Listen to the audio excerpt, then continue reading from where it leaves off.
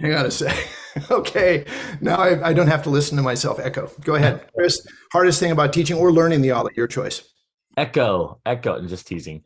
Yeah. I think the hardest thing about learning the Ollie is probably the fear that people experience regarding landing poorly, right? So that it's that fear of, am I going to land and do the splits? Am I going to land and roll my ankle? Am I going to fall and hit my face? Like the fear involved for people who struggle with the Ollie, they really struggle with that. And those who don't tend to have just they're more of the doer type, and most people would call them fearless. They just have a high IQ regarding their physical awareness. People with a high physical awareness just learn really fast and they figure it out on their own. If you're struggling with the Ollie, it's largely because the parts and pieces don't make sense and you have a resistance to trying things because you have some fear. And it's okay. It's like it's Right. not like you're terrified. It's not like fear of everything, right? So, and from your first response is fear. It's an emotional thing. So, Raymond, you get the technical answer. What's the hardest technical thing about learning an Ollie? The hardest technical thing about learning an Ollie. Well, first, I want to piggyback a little bit on what he was saying about that body awareness. And it's something that you build up with getting comfortable on a skateboard. And I would say that the hardest thing about learning an Ollie is actually just being comfortable on a board first. A lot of skateboarders think that the Ollie is a basic trick, but it's anything but a basic trick. It's a foundational trick upon which you can build a whole plethora of other tricks that opens the door to skateboarding. So if when I'm teaching the Ollie, if there's someone first day that wants to learn how to Ollie, they got to take a step back, get comfortable on the board, learn how to tic-tac, things like that. So bodily awareness and comfort and that IQ comes from just a little bit of earlier work in the Ollie. That's the hardest part. It Yeah, sounds to me like what you're saying is the hardest thing is people want to learn it too early. They rush. Yeah, it took over a decade to even invent the Ollie after skateboarding was invented. yes, well said. That didn't come quickly. It was mind-blowing physics when it happened. People didn't believe it. It's like watching Michael Jackson do the moonwalk for the first time. Like you're like, what just happened right here? And it's something where it doesn't totally make sense, but as you break it down, you can start to see the parts and pieces and own those. But to Raymond's point, we talk a lot about in coaching, like different kinds of fun, right? We talk about this easy fun and this hard fun, two specific ones. Ollie is not easy fun. Easy Holy fun on Chris, a can you back skateboard. up a little bit there? Easy and hard fun. What's Yeah, easy that about? easy fun is something you can do without any skill, right? So, maybe sitting down on your skateboard and rolling around could be considered relatively easy fun. And we sort of frown on people doing that, especially at skate parks, but it happens. But standing on a skateboard, that's hard fun. Developing comfort on a skateboard is hard fun. Carrying your skateboard, like how people always mall grab their skateboard, that's easy fun. You see kids doing that around the mall all the time. It makes them maybe feel like they're a skater, but it's, that's easy. Hard is learning something that requires a lot of work, a lot of practice. You have to learn skills. You have to get feel. You have to memorize things. Your body and mind have to start to connect to a point where you can be lost in the activity that you're doing. You find this flow state, so to speak. And when you start to achieve that kind of understanding, awareness, and feel, then something like an Ollie is attainable. Before that, there are cheats. You can cheat your way into the Ollie. There are tools like the skater trainers, which are really cool little rubber baskets that go over your wheels to stop your wheels from rolling. Those are helpful. That makes the Ollie a little bit easier to try. There are tools like soft trucks that makes the Ollie easier to try. One of my favorite things is just for learning tricks like this is I have a skateboard set up with tramp trucks, which are little rubber molded things that go on the base of the skateboard so I can bounce on my trampoline and get a feel for all these things. There are ways to kind of get around a lack of skill and confidence and awareness, right? But the reality is that if you want to Ollie, you're going to have to develop enough confidence to lose that fear. And it turns into easy fun.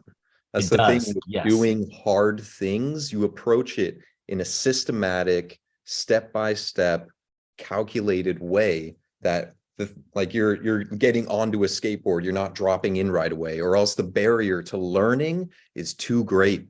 Our monkey minds aren't going to be able to handle failing at such high levels. We need to get on a skateboard, figure out how to push the tail down a little bit by doing tic tacs or tail taps. And then you have all of these wins and you build up that confidence, and then you can get to the Ollie. And like right now, like I could Ollie all day, but I've been doing it for 20 years. So it's very much easy fun for me. Yeah. So it's just, it becomes easy fun with just a little bit of practice, or a lot of practice, depending. Raymond just set up a challenge though. He said he could Ollie all day. I think we're going to have to take him up on this offer to Ollie all day and film it. Yeah, Like I've one of those watched the Mr. Beast challenges of challenges. people doing the consecutive kickflip challenges. And first, I can't do a kickflip. So I'm just amazed that somebody can do one kickflip, much less hundreds and hundreds of them in a row. And there's a lot of people who can do that.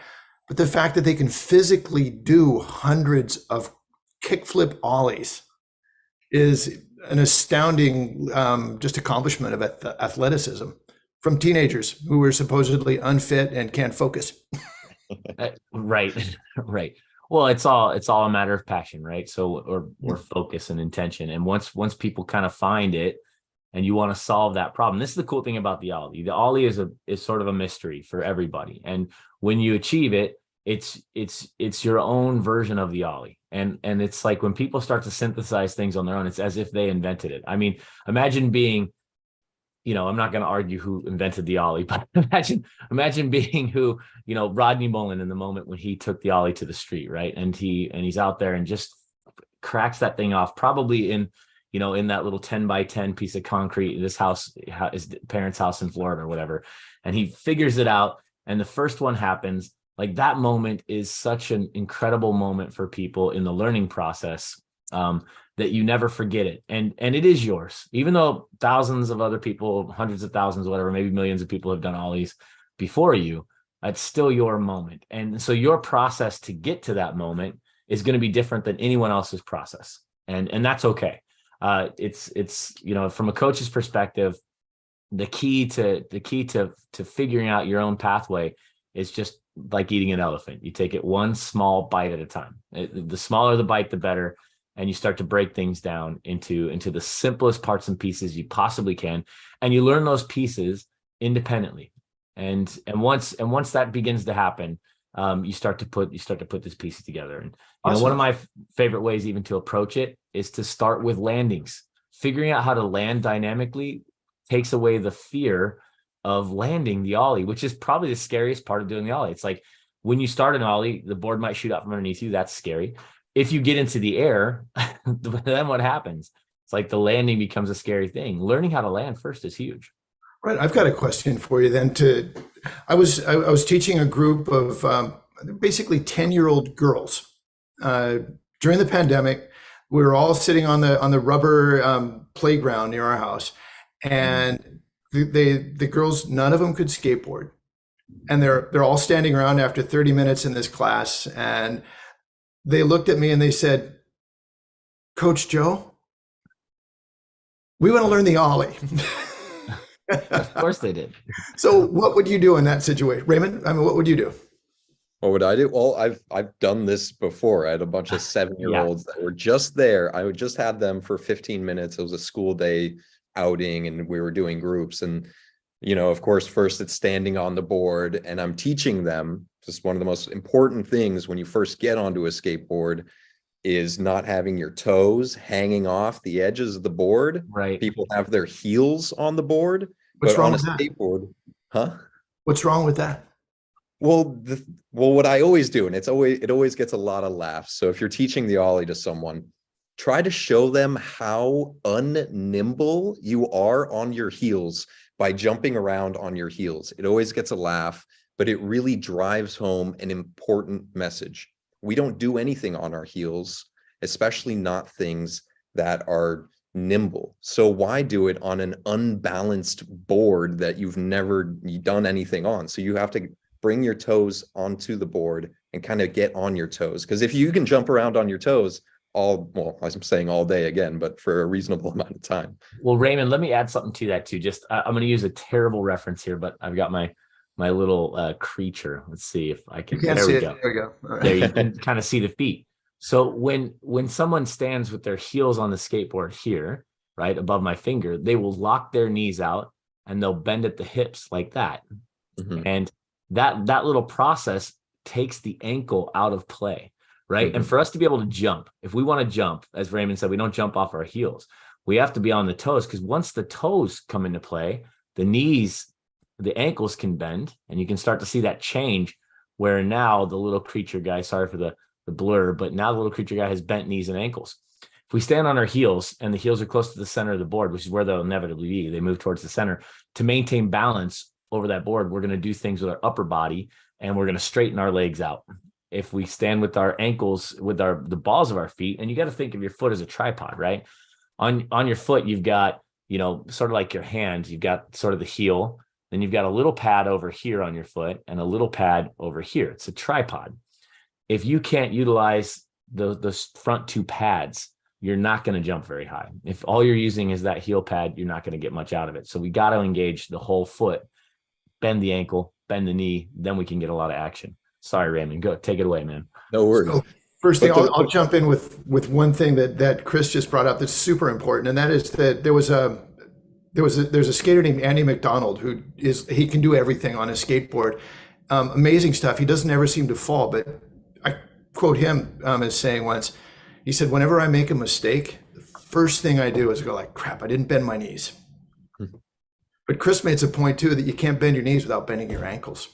Yeah, Yep. I always start with the ankles. I try to get people to go, don't quit saying bend your knees. Coaches, stop saying bend your knees all the time. Start Right. with bend your ankles. And if they can't bend their knees, it's probably because they're standing on the skateboard in a way that doesn't allow them to bend their ankles the way they need to allow for the knees to bend and maintain balance. Got it. Okay, Raymond, back to you. Yeah. No, those are beautiful points and really leads up to what I'm saying, because like the beginning was mentality and now it's how do you stand on a skateboard? Right. But also it's a little bit of keeping people engaged, especially if you're working with a younger audience. Like they can only do tic-tacs and turns and standing on a skateboard for so long until maybe they get a little bit bored and they want to jump straight to the ollie. And that's okay. Let them see where the finish line is so they know where they are in relation to the finish line, which is the ollie. And that can be, okay, I'm going to show you kind of what it means to bring the tail down.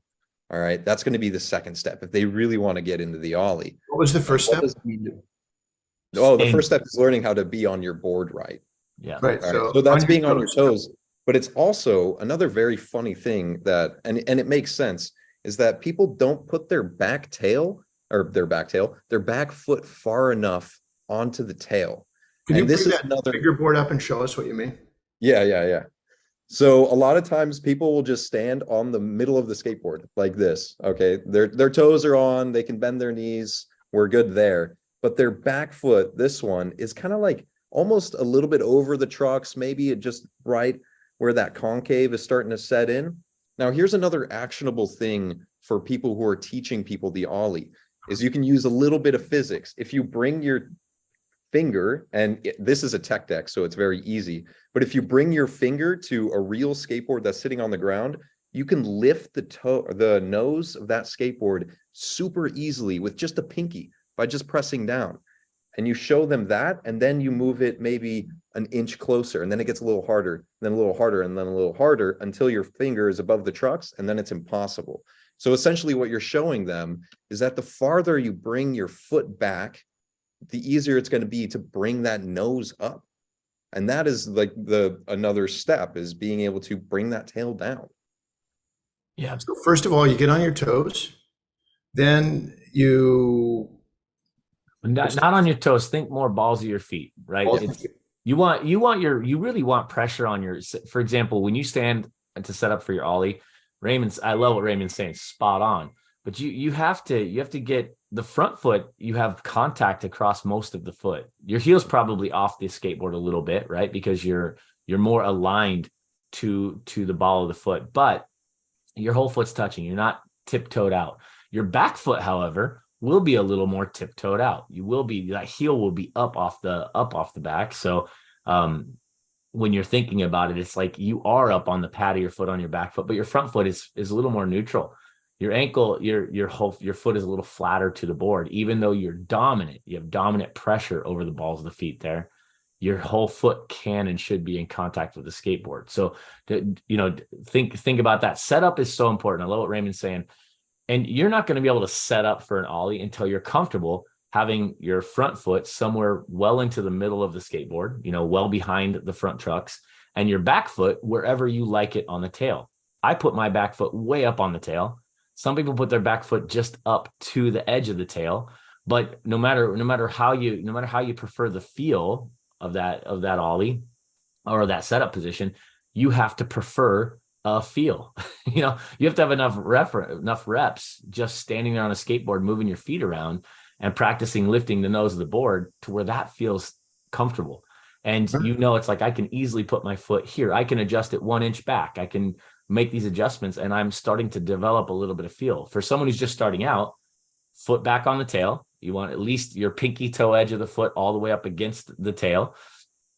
So against the rounded edge of the tail, if you have a standard twin style skateboard, and you want your front foot be in the middle of the board, somewhere between, say, 1 and 4 to 6 inches, behind the front trucks, the front wheels. So that's your setup position for the feet, with dominant pressure on the pads or the balls of your feet. Right. So Raymond, you've got a group of 7-year-olds, and you've just taught them how to walk around on their heels. They're all laughing at you. What next? Hopefully they're on their board and done laughing at me, but if they need a second, give them that second. So they're on predominantly on the balls of their feet. And you can kind of imagine that if you're having a hard time, if you kind of put your fingers out, and then this part is the balls, but these are the toes. And then you can go back a little bit more. If anyone is don't know what the balls of their feet are, they're not native English speakers. But they're on their board, and they want to start bringing that tail down. So their foot is back, which is going to make it a little easier. And then I just start saying, well, put the pressure down on that back foot. So start moving your body a little bit more over your back foot and put a little bit of strength in there. So instead of standing, it's like if you're standing just with your 2 feet on the ground, you have equal pressure through both your feet. Then if you start to lift one foot off, you start to move the pressure onto the back foot. And this is what I mean by putting more pressure onto your back foot or leaning over onto that. And that'll just bring that tail down. So you're just like, how hard is it to bring the tail down? Let's get a feel for this. Can you bring it down lightly, or do you just slam it down? Because just slamming it down is definitely not going to be the way you want to go. So learning what it means to bring that tail down. And there's going to be kids that they were really confident, and then they kind of start losing that confidence and maybe dropping off, and you'll see them kind of stopping this, and they'll revert back to, hey, I don't want to do this. Can you show me something else? And then you'll bring them aside and say, hey, let's start to learn tic-tacs just while you're going. And these are just kind of lifting up the front and going back and forth, maybe even while moving. And then you're learning to have a little bit of finesse in that back foot and what it means to put pressure there. So beginning teaching the ollie to a lot of times beginning skateboarders, you're first getting them with a stance, and then you're getting them comfortable with that basic motion of the ollie where it's pivoting over the back wheels, right? And then control. And Chris is talking about comfort. So they're experimenting with stances, putting their feet all over the board and finding where they feel comfortable. Well, I'll tell you, I just did a lesson with a skateboarding for the blind event, and it was incredible. Skateboarding for the blind? Yeah. So skateboarding in the adaptive sense, meaning people with physical, cognitive, or any other type of disability might limit their performance, is incredible. Number one, if you've never been involved in it, I highly recommend you go out and volunteer your time. It's so special to see someone connect with something they never thought they could do. But yeah, skateboarding for the blind. So where I live out here in Oregon, we have Oregon Athletes for the Blind. It's an association that supports children with visual impairments. My oldest son is actually has a visual impairment, and he has some vision left, and he really enjoys participating in those events. Well, when I go, I always try to help. My son's 17, and so maybe it's not that cool to have your dad helping you. Somebody else there, like there were a bunch of pros from Adidas there at this event, and he was hanging out with those guys, which is great. But I went and found an opportunity to help a young man learn how to skate with full cane, zero vision, and it was absolutely awesome to go through the process of explaining all the little details. Right. The thing that I found though is that he operated very much through feel, and I had to set up the environment very, very specifically. And I'll tell you, when I mentioned the concept of Ollie to him, after he had learned to push himself around by himself at low speed, of course, and outline the skate park that we were in. He literally could feel the transitions with his cane and through the board, and it was just amazing to watch him go through this process. But before the end of the lesson, he could hear the sounds of ollies, and I could see him respond to that. And I went, hey, I'm like, have you ever thought about, do you know what an ollie is? And he's like kind of like a jump. Like, I'm like, yeah, it's a special kind of jump on a skateboard. And we kind of got into it. And sure enough, I used, so there's a couple ways you can do it. You can crank the bolts down until the bearings are locked, which is bad for the bearings, but it's worth it in terms of learning. Or you can use a tool like a skater trainer. I think I mentioned those earlier. And I happen to have those there, and I just put those little wheel stoppers on all four of his wheels, and away we went. And as much as, right now, Raymond and I are talking about maybe the specifics, and Ollie passionistas might get in there and decide that, there's only one kind of perfect Ollie or something like that. I'm more of the mindset of I don't care, and I just want people to experience it and get a taste of it, and then we'll improve it along the way. And with this young man, that's exactly what we did. I mean, it was hard to teach. It was hard for him to learn. It was an incredible process. And I'll tell you, at the end of the day, I got him to where at first, to Raymond's point, he would crack the tail down really hard and get, kind of stuck on it. And then we started jumping off the skateboard, and then we started jumping and flicking and playing with different things. And before long, he could get, a nice little credit card high ollie and land on it. And he was hooked. It was so cool for him to feel that and to watch his whole being light up. So while we talk about this for beginners, there are steps and there are all the mechanics, and it's very complex. There are a lot of things going on, foot position, all of these things. There's no shame in just jumping on the skateboard with a bunch of 7-year-olds in a place where they can't roll around and trying it. Like, there's nothing wrong with that. That's how I learned Ollie. Yeah. When I was a kid, I got on the grass. I wasn't about to start doing that on the pavement. All of my friends, we got on the grass, and then we put our back wheels into the crevice of the sidewalk in between those. That's like a great spot to learn tricks, because you're kind of on a material where you can roll away or kind of, hit the ground a little hard, but your back trucks are stopped in the crack of the sidewalk. So no. Yeah, absolutely, totally fine to do it anywhere where you're not moving. Oh, that's great. You guys, we're just about out of time. There's so much that we could cover right now. Just one last idea. What have you guys got? What would you like to say to somebody who's helping their friend or a student learn the ollie? Just some advice. Yoda. What would Yoda say? Well, Yoda would say, do or do not, there is no try. But, and I happen to agree with that, but. That was Miyagi, but okay. No, that was Yoda. Miyagi was wax on, wax off. and those, by the way, my two heroes. But what I would say to someone learning is very, very much in line with what Raymond said. So if you're at a point where you have confidence on the skateboard, back things up and break the ollie down into what it would be like to land, right? So you already got confidence. Now it's time to roll on the skateboard. I would say there are all kinds of ways for you to learn how to drop the skateboard and jump onto it. There's ways for you to run, to get the board rolling and jump onto a rolling skateboard. So you know what these things feel like, and you learn how to correct mistakes in the landings. that is it's a huge moment. I remember even working with Joe, with you specifically. You were working on ollieing up higher and higher curbs. You wanted to clean up your ollie on up curbs, and I love that.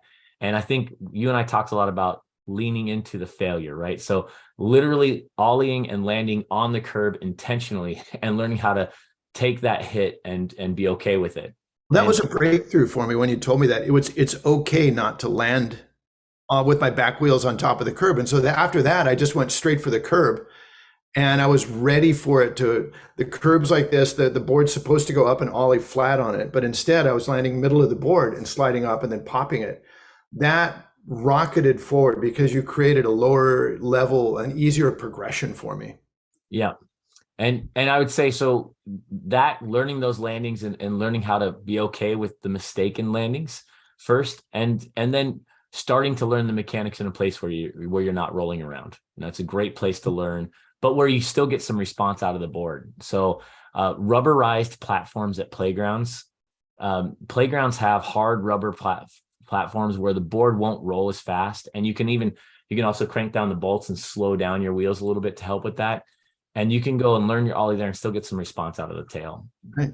Those two things I think are huge. When you're ready to take it to concrete, learn how to land first. If you're just starting out, you want to try it in an area where you can't roll that much, or you have, a softer, slower area to pad your fall. Those are my two big Before you go back to Raymond's quick trip, so I'll just say something that I've seen working with the absolute beginners and kids of all ages, as well as adults, but I mainly work with kids, and that is that they like to put the skateboard on the ground, and 2-year-olds will run up and they'll jump onto the skateboard when it's on the grass.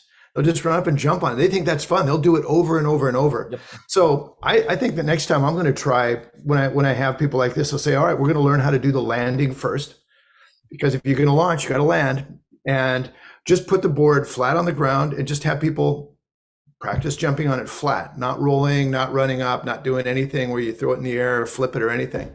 And then gradually let them, and this is using, I think it's called the science of fun or the science of play, where say, okay, who can be the most creative way to land on your board? I love it. That's very creative thinking, Joe. You're a good skateboard coach, obviously. Thank you, Chris. Thanks for certifying me. It's one of the You're welcome. I've got, I'll tell you. Raymond, we've got just one more minute. What would you say to do? I forgot my question, if you remember it. Yeah, no, I got it in my head. Last remarks, essentially. I'm going to stay away from any technical tips, because we'll probably leave that for another episode. And I'm just going to stay on mentality, and the reason that people are learning how to ollie is that, and like a way to teach it is that we're teaching people the process of learning how to fail and learning how to fail safely, and then seeing progress in a slow time. And this sets people up, I don't care what age you are, to do great things in life, because anything that's worth doing is difficult, and anything that's difficult requires failure. And anytime you keep going, you will see success. It doesn't matter what you're doing. It does not matter at all. So just keep going at it. And remember, we're not doing this so we can ollie. We're doing this so we can have fun skating. It's not this finish line, because guess what? In skateboarding, here's a secret. There's no finish line. You're not going to reach the ollie and be like, that's it. It just, I think that's a good thing to close down horizon. on. That's great to close down on, Raymond. Thank you. Why are we doing it? Because it's fun. Yep. Literally, he just next defined time. hard fun. You just defined hard fun. Oh, thanks, Chris. Yeah, let's do it for fun. We'll be coming back more in not too far in the future with more chats about how to teach and how to learn the